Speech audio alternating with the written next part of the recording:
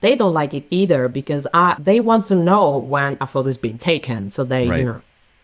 otherwise they feel like, okay, when is she going to take a photo? This is Vanessa Joy, photographer from Texas and New Jersey. You're listening to the Workflows Photography Podcast. Today I'm chatting with Martina, and if you want to learn more about Martina and see their work, you can go to the show notes for this episode, and you'll have a whole big introduction to Martina and also a link to their website there. So definitely check that out. Now, hello, Martina. How are you? Hello. Thank you for having me. I'm great. How are you doing?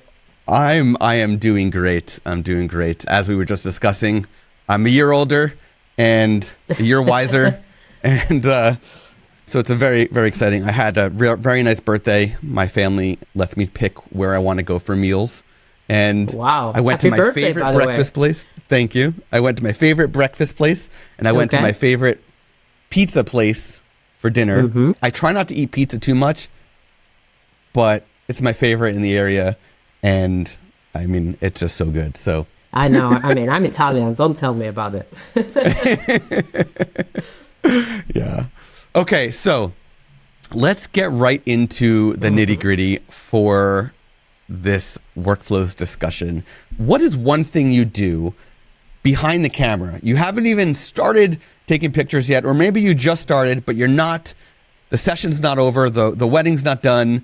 What is one thing you do for the photographic process that saves you time? I think, and this has been a process throughout my career, I think it's using less gear compared to when I started. I mean, my setting is 2 cameras, 2 lenses. That's it. I don't have anything else.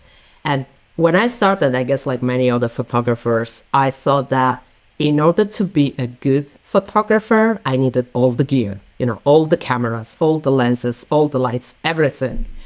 And it's many bags to carry at the end of the day. And it makes you heavier and slower because it takes time to set things up. And, this is the opposite of the way I like to work because I want to be fast. During a photo shoot, I walk a lot, I move a lot, I'm everywhere. And I need to be able to move quickly. I want to stay invisible as well. So, I don't want to interfere too much with what's happening. And I'm an introvert, and I think like an introvert. Uh-huh. I think that the day of our wedding, we are already on edge. We're doing probably something we've never done. We're in a place probably we've never been. We are wearing clothes that we don't usually wear. We are the center of attention. And then there is this stranger taking photos of you all the time. It can be intimidating.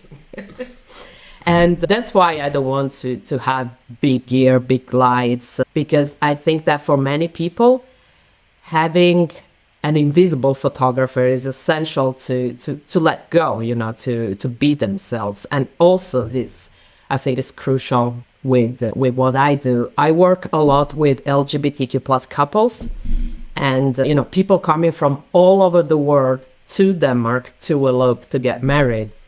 And many of them aren't even used to hold hands in the streets because where they live, they might face discrimination, violence, and all of that crap. So when they arrive to Denmark and it's their wedding day and they're walking around all dressed up, obviously they are a wedding couple. They are already out of their comfort zone, way out of their comfort zone. So I think that we don't need to add another layer of discomfort with the photographer being in the face all the time, making noise, flashing, and all of that. So I think it saves me a lot of energy for sure, and time as well. Two questions about that. One, does that mean that you are 100% of the time a natural or available light photographer? You don't use any artificial lights?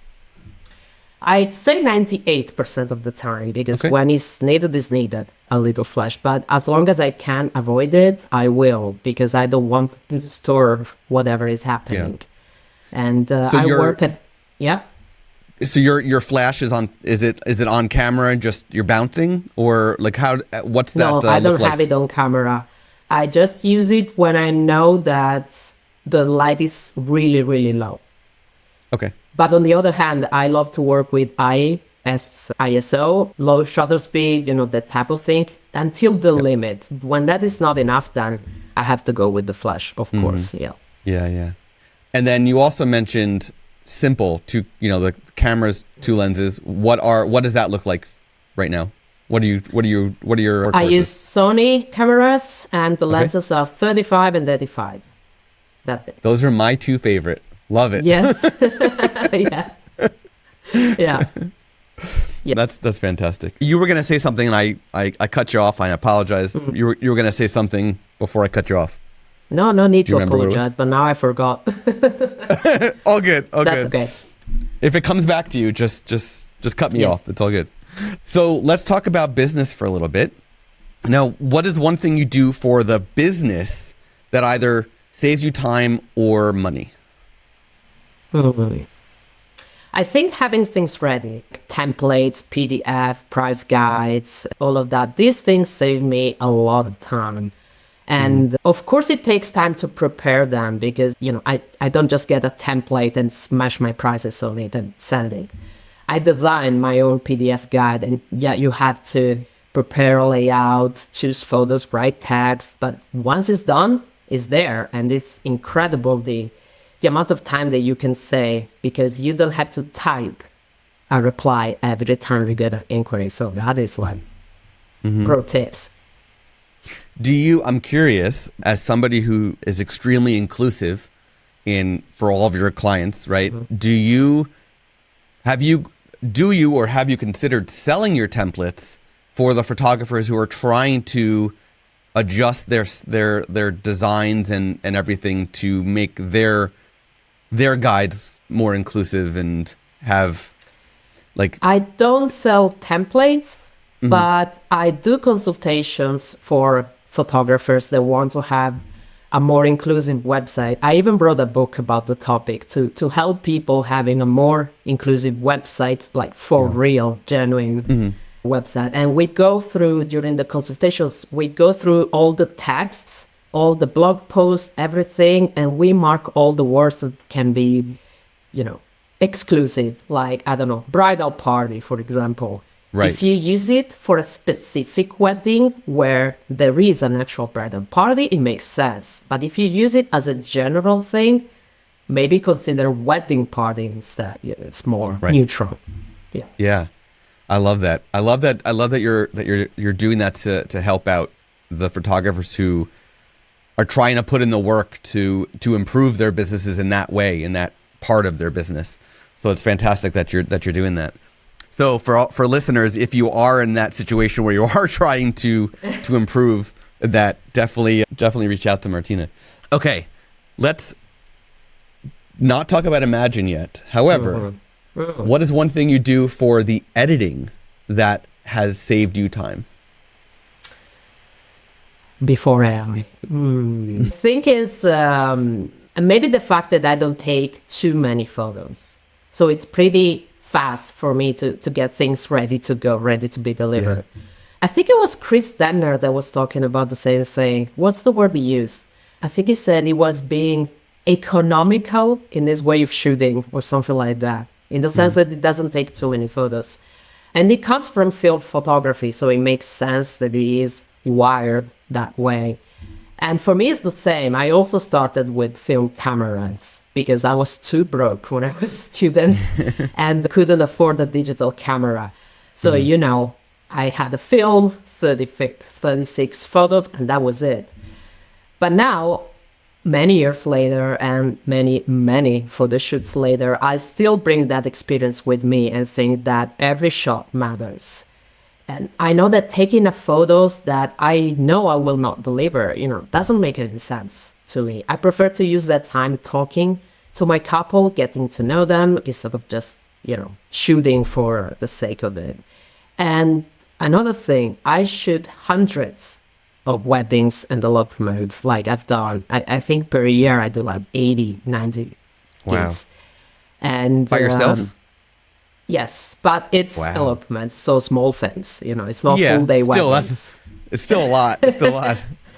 Yeah, but that taught me how weddings work. I know what's going to happen. I know what the couple is about to do, where they're going to stand, where they're going to walk to, from where the action is coming. And this helps a lot because I can be at the right place at the right time when something is about to happen. And I don't need to shoot because I'm afraid I will miss the shot, if that makes sense. Yeah, definitely. Are the elopements that you do, so they're what percentage would you say they're in the same location versus a different one? Or is it like the same common locations, like multiple, but on regularly always in these 5 or these 10 or whatever? Well, I work in Denmark. I'm based in Copenhagen, and I think roughly like 7 out of 10 are at Copenhagen City Hall. And so we have the same walk afterwards in the city center. I know this city like the back of my pocket. And it can be limiting at some point because, it's always the same thing. But then I can do them to perfection in a way. Yes. And also it makes me focus on other things. Knowing where we're going to walk, what are we going to do? I can focus on other tasks. Like maybe getting to know the people I'm working with or putting them at ease, these type of things. Yeah. I would imagine that if 7 out of 10 are in this one location and you know exactly what's going to happen and when, there's got to be moments where hey, I'm going to have 15 minutes where I can experiment with something that I've never tried before, or like that's got to be pretty cool to be able to experiment, knowing, hey, if I get it wrong, I didn't mess anything up because I knew I had 15 minutes to play. Or something like that. It's amazing. And I know people at City Hall. I call them by their names. We're friends. I joke. I say that is my office. And I love it, honestly. That's so good. So what might be one thing that you experimented with that failed during one of these times, one of these moments, and what is one thing that was a success that has happened, if you can think? Sorry, I'm putting you on the spot with that one. Oh, that's fine. Well, one time there was this officiant at City Hall, and she was bothered by the click on my camera. And she told me, like, maybe you should silence your camera because, people get distracted. And, I've been there hundreds of times already at this point. And I asked the couple, is this distracting to you? And they said, no, we're cool. Okay, cool. Then, whatever. Yeah. It's your problem. I do my job, you do your job. But then afterwards, I wanted to talk to that person. So, setting things. Yeah. Because we have to work together all the time. So I think that was both a failure because I didn't want to argue in that moment. Yeah. Honestly, it's not cool. It's not the right place. But then also it was a success because I wanted to set things straight and say, hey, I'm sorry. And, we have 30 seconds at that point. And I can't just change settings on the go right now. And, all of that. So I think it was a good experience. Yeah. We say I now when we meet. So at this point, have you done elopements and weddings where you do have your camera on silent mode? And is it weird? I have, and it's weird. And also, I don't like it. And I think most of my clients, because I've asked, they don't like it either because they want to know when a photo is being taken. So they, otherwise they feel like, okay, when is she going to take a photo of us? Yeah. So especially if you've got no flash at that point in time happening, there's no indicator at all that you got the photo. I mean, in some cases, even you as the photographer, you don't even realize it took it because there's no. It's a little scary. I'm not a fan and I of have it. to look at the screen. Yeah. I mean, it definitely changed the game for like photographers who are on a film set, for example, where you need silence. It's a game changer. You no longer need what they call it, a blimp. You no longer need that. But in this case, it's like it's only a little click. I mean, come on. So, okay. So after the session, what is one thing you do now after a wedding? after an elopement that has increased the business for you? Well, I don't know if this has increased business, but one thing I do for sure is making sure that everything is backed up or multiple devices because I'm so paranoid about it. And, I feel like storing wedding photos is my responsibility, not my clients. Yeah. I'm not saying that this is the right thing to do, so don't take me as an example, but this is just how I feel. You do you if you want to do otherwise. But I've saved every single raw file that I've taken in my life. Yep. And it's I do the same safely thing. stored Yep. here and in Italy, because every time I go to visit my family, I make a backup. Nice. Yeah. Yes. So, I just want to sleep at night and know that everything Yeah. is secured. Yeah. Exactly. Yeah. For listeners who don't know, Imagine also offers cloud backup. So There when you you're go. sending to Imagine for culling and or editing, Imagine can actually be part of your disaster recovery solution. And you have the option of using the free low resolution backups that every Imaginer has included, or upgrading to a high resolution backup. And you've got two versions, an optimized, which is like a compressed DNG, and a full uncompressed raw backup. And if you edit with Imagine, your edit data is also stored alongside your original RAWs in high resolution. So in a true disaster scenario, if you recover your RAWs, your edits are recovered with it. So Amazing. It's incredible, because if it's good for your mental health, to go back to your question, then it's good for business.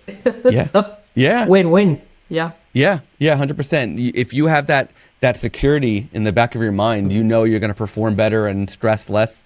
The last thing you want to do is lose your client photos. A lot of us have been there, and Yeah.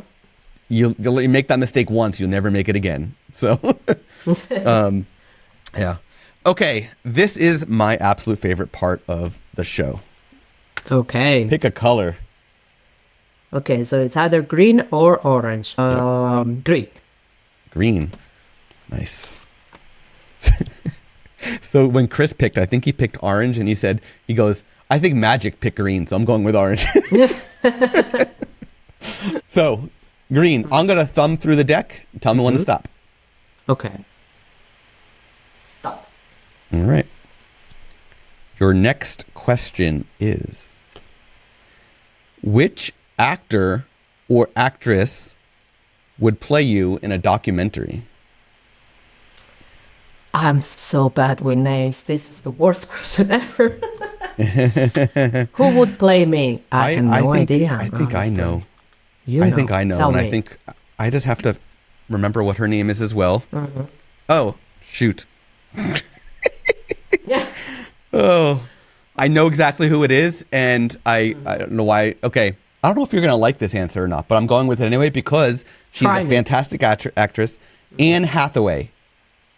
Here's Oh, yeah. Okay. I'll take that. Okay. she can do accents, okay? Fantastic actress. And if you saw her in Les Mis, you guys have a similar look with when she cut her hair short. I mean, I'll take that as a compliment, so I'll take it any day. Thank you. So that's what I think. Do you have any that you think would be a good? Honestly, no, I don't even watch TV that much, or Okay. No, you call me off guard there. Yeah. All right. Well, that's the whole point of those decks. Okay. Now I'm going to ask you to dig deep. This is a one that every time I ask this question, it pulls out things that most photographers don't even think about on a regular basis. So this is why I love this one. Looking at your business from a 30,000 foot view down, or meters, Yes. can you share an outline breakdown of your workflow from lead to delivery? Okay. It's actually pretty simple because I hate paperwork. I hate wasting time on emails, writing back and forth and all of that. And I think that as wedding photographers, we should make life easier for our clients, not more complicated. So when I receive an inquiry, I immediately provide all the info they need and a link to book a consultation with me. So we can get to know each other, as soon as we can, see if we're a match and all of that. And that's it. Then they just meet me on the wedding day. That is it. I don't have contracts. I don't take a deposit. I don't think there is any need for that for me, of course. No contract, not even a digital. Nothing. Wow. Okay. Nothing. But keep in mind that I do elopements, small weddings. So a Right. few hours and goodbye. And so, it's easy for me to work this way. And then after the wedding, I let Imagine do its job, check that everything is the way I want it, and boom, done, finished. Oh no, there is one more thing that I do before I deliver photos. I plant a tree for each customer that I have. Because, Amazing. my clients, they love to Denmark, so they fly to Denmark most of the times. And I plant trees to both reduce their carbon footprint and also to help local communities around the world. I think it's the least we could do for our planet, to give something back. So just to, I'm going to guess, and maybe I'm wrong. Are you using a service to do that? You're not Yes. going out there and planting it yourself. No. I wish I had the skills to do that, but all my plants die, so I let someone else do that. Okay. All right. Yeah. Okay, a couple things. Can you share the name, if you know it off the top of the head, the service, in case other photographers want to try to do something? It's called, if you give me 1 second, I'm just going to open it, and it's called freenation.com. Free Nation.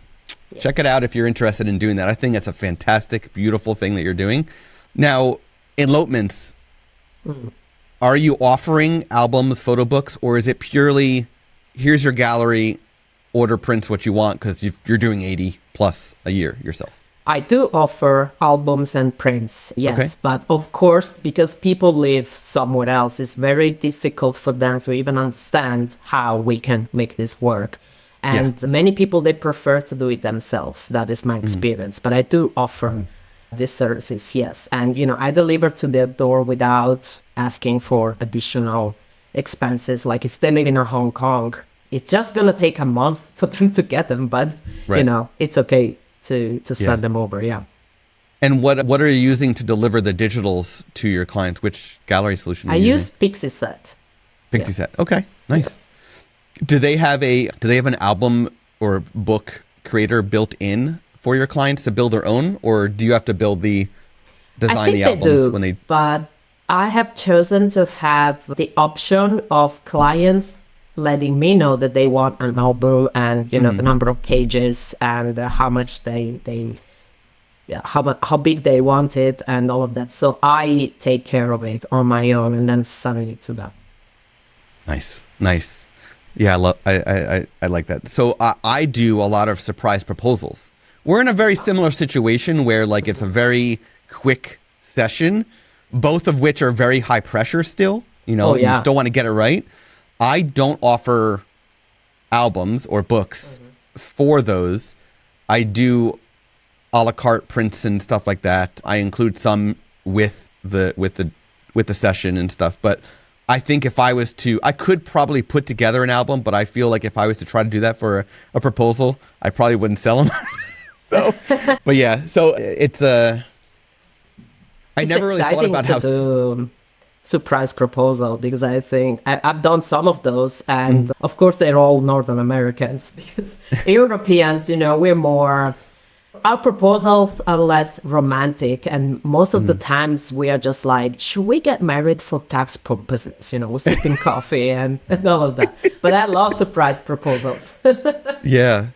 They're so much fun, and it gets your heart racing, and you feel like you're really a part of that magical moment in a really special, unique way. And they're difficult. Like you might think, those who have never done it might think, oh, that's easy, but it's difficult. And if you get it wrong, it's a problem. Yeah. Do you hide in the bushes, or you pretend to be a tourist? I have done, you name it, I've done it. My first one ever was literally hiding in a bush next to a public restroom. It was just very smelly. Yeah. So it was a New Jersey. So I'm in New Jersey in the U.S. We're known for our beach towns, each of which you have to pay to get on the beach with, which I think is the dumbest thing, but New Jersey, it is what it is. Speaking of taxes. And it was my first one ever was at a beach town, and it was a public restroom that was on the boardwalk for the beach. And the hiding spot that I planned through Google Maps and everything was not there. But I'm a prepper, so I was there an hour and a half early, found my spot, planted myself. I did video and still, so I had a video on a tripod, also hidden in the same tree, a little bit offset for me, and I was good to go. But I was a mess afterwards. Yeah. So I hope you showered afterwards. Oh yeah. So yeah, I've pretended I was with other tourists that I was just like, hey, I'm doing a proposal. Can I just pretend I'm with you? And they're like, yeah. So, and of course, then they hang out and watch, and they get all like mushy because they watched the proposal. It's always fun. Always fun. Yeah. So Yes. let's talk AI. Right now, the day that we're recording this on June 10th. It's days after Adobe has announced or updated their terms of service with things that a lot of photographers are not very happy with, right? And I get it. It makes sense, right? That you don't want a company saying, we're going to see every photo you take, or we own the content you create with it or whatever. They have then sort of rebutted, right, what they put out there. So, but there's always this sort of chaos in the AI world, whether it's in photography or not. There's always this chaos and concern about AI. So my question to you is, what does the future of AI in photography look like to you? This is so funny because believe it or not, AI is a massive topic in my relationship. Okay. And sounds bad, but my partner and I, we speak about it a lot because she is an AI specialist in her field. She's a computational designer working in architecture.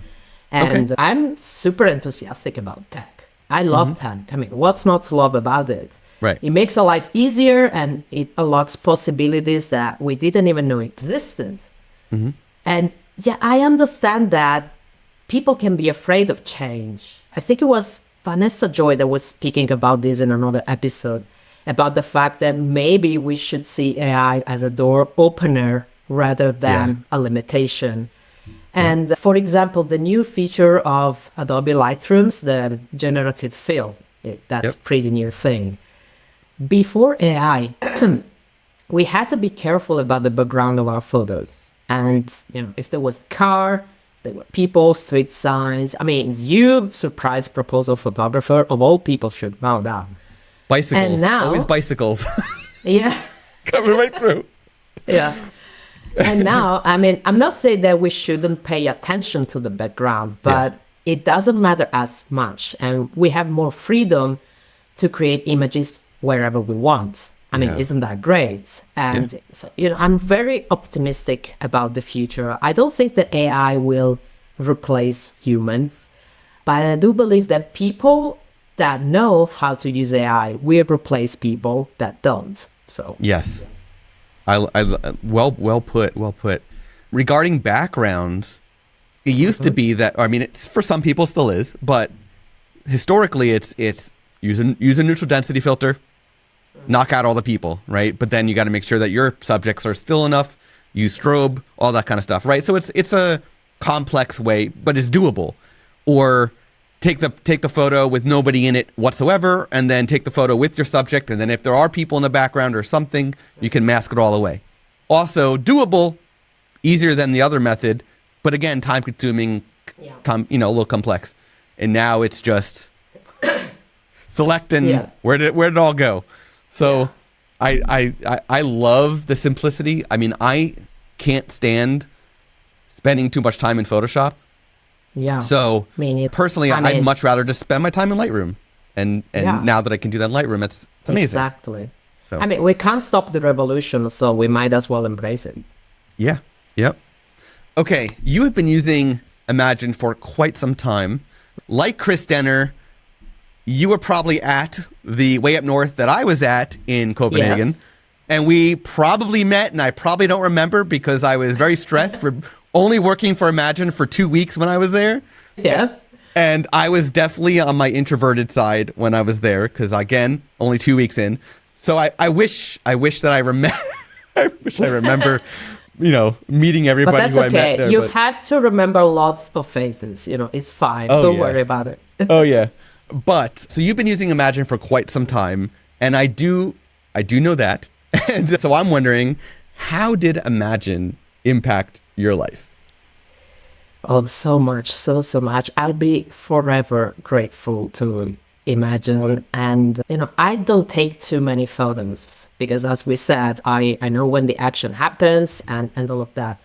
But on the other hand, I deliver lots of images. I think like 25-30% of what I take. And that's because I don't have a fixed number of images to deliver to my clients. I don't say, for example, random number, I'm going to give you 200 photos. Because what if I have 205 photos that are really good?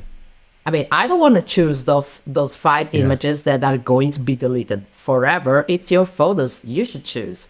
Mm-hmm. So, I just deliver everything that I have, all the good photos that I have. And so editing used to take time, yes, before Imagen. And, funny thing, I used to think that I loved editing days, long editing days, because I was picturing this amazing lazy day at home, cup of coffee, some snacks, my computer, Netflix in the background. And then when I started using Imagen, I realized that I don't like it that much. I'd rather spend my time elsewhere. Yeah. Yeah. Lazy days. Yeah, definitely more possible now than long editing days when you think you're going to be lazy, but then you're just staring at a screen. And it's so funny. Yeah. The fact that we're able to help you to get it all done with how busy you are, with how many elopements you're doing, to get it all done, because that, even though you're not shooting that much, you're shooting a lot. Yes. It's per couple, you may not be shooting much, but when you add it all up, it's a lot. So I'm so happy that we're able to help you to do that. Have you adopted the Culling studio yet to help get rid of? Yes, I have the others. Yes. Okay, cool. And Yeah, how do you like it so far? Thank you. Nice. Thank you. Yeah. So great to hear. Okay. It's been fantastic. I love hearing about how you work and how efficient you are with everything. I love the fact that you do simplify as much as possible, because I feel like when you have a very busy calendar of jobs you have to do, simplifying is extremely important Yes. whether it's automating with your emails and the templates like you've talked about, or whether it's with the editing and culling or whatever, or just shooting less. It's so important to simplify. There was something I wanted to ask you last second. I totally forgot what it was, so it must not have been important. Oh, that's what it was. How many, before we close out this discussion, if you had to balance how many elopements you do versus full day weddings, what would you say that looks like for you? 90% elopements. Wow. Okay. Yes. Yeah. Yeah. Yeah, I don't shoot long day weddings anymore. I'm getting old. And I prefer to work from Monday to Friday, daytime, couple of hours, and then I'm home working. Yeah. So I prefer that, yes. And when you do the full days, do you have, do you at that point hire second shooters and assistants, or are you still on your own? No, it's still just me, yes. Still just you? Yeah. Okay. All right. Nice. Well, thank you so much again. Where can listeners learn more about you, connect with you, and of course, see your incredible photography? My website, of course, marlan.com. It's MARLANPH. Sorry, bad spelling. Or Instagram, weddings_MarlanPH. So, yeah. Perfect. Thank you so much again. Thank you so much. It was a pleasure to talk to you, Scott. You have been listening to the Workflows Photography Podcast. To hear more from Workflows, to learn more about our guest, and for an exclusive offer for Workflows listeners, please go to workflowspodcast.com. And be sure to subscribe to the podcast on Apple Podcasts, Spotify, or wherever you listen to podcasts. Thank you for tuning in. Until next time.